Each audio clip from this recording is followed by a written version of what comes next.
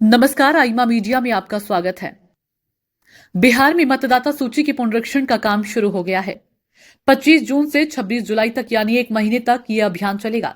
इस दौरान चुनाव कार्यालय के कर्मचारी और बूथ लेवल के अधिकारी यानी बीएलओ घर घर जाकर मतदाताओं का सत्यापन करेंगे।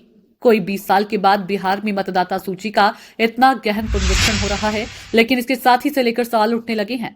पहला सवाल इसकी टाइमिंग का है और सत्यापन के लिए निर्धारित की गई समय सीमा का है। ध्यान रहे, बिहार में विधानसभा चुनाव नजदीक आ गया है। 4 महीने में वहां मतदान होना है, उससे ठीक पहले यह अभियान शुरू हुआ है। दूसरे, इसके लिए सिर्फ 1 महीने का समय तय किया गया है। इसके अलावा इस बात पर विवाद है कि मतदाताओं से कई किस्म के दस्तावेज मांगे जाएंगे। बहुत बड़ा समूह ये दस्तावेज नहीं दिखा पाएगा।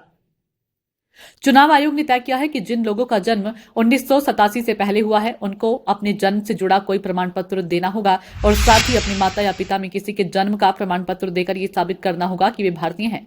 जिन लोगों का जन्म 1987 से लेकर 2004 के बीच हुआ है, उनको अपने जन्म के प्रमाण पत्र के साथ माता और पिता दोनों के जन्म का प्रमाण पत्र देना ही होगा। अगर किसी के माता या पिता उस व्यक्ति के जन्म के समय भारतीय नहीं थे, तो उनका पासपोर्ट और वैध वीजा की जानकारी देनी होगी।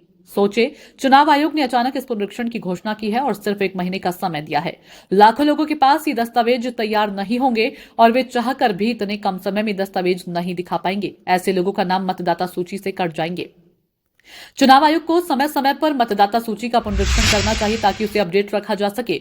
बिहार जैसे राज्य में तो ये और भी जरूरी है, क्योंकि वहां जन्म और मृत्यु प्रमाण पत्र पर लोग ज्यादा ध्यान नहीं देते हैं और मृत्यु के बाद भी मतदाता सूची से नाम कटवाने की जरूरत नहीं समझते हैं। दूसरे, बड़ी संख्या में वहां से लोगों का पलायन होता है, लेकिन उनका नाम मतदाता सूची में बना रहता है। यही कारण है कि बिहार जैसे राजनीतिक रूप से सजग प्रदेश में मतदान का प्रतिशत हमेशा कम होता है, क्योंकि मतदाता सूची में जिन लोगों के नाम होते हैं, उनमें से लाखों लोग बिहार से बाहर रहते हैं। मतदाता सूची के अनुपात में मतदान का प्रतिशत कम हो जाता है। इसके अलावा बांग्लादेश से सीमा सटे होने की वजह से बड़ी संख्या में बांग्लादेशी घुसपैठिए बिहार के अलग अलग हिस्सों में बसे हैं।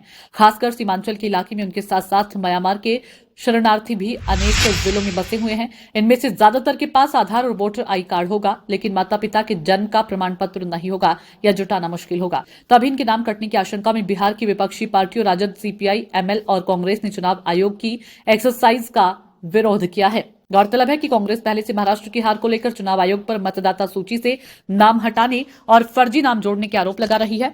राहुल गांधी ये भी कह चुके हैं कि बिहार में भी महाराष्ट्र जैसी मैच फिक्सिंग होगी। पुनरीक्षण के अभियान के बाद विपक्ष इन आरोपों को दोहरा रहा है। हालांकि विपक्षी पार्टियां तृणमूल कांग्रेस की तरह सक्रिय होकर गड़बड़ी रोकने के प्रयास नहीं कर रही है, सिर्फ आरोप लगा रही है।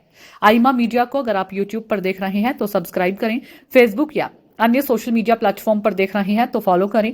हमें कमेंट बॉक्स में अपने सुझाव अवश्य दीजिए।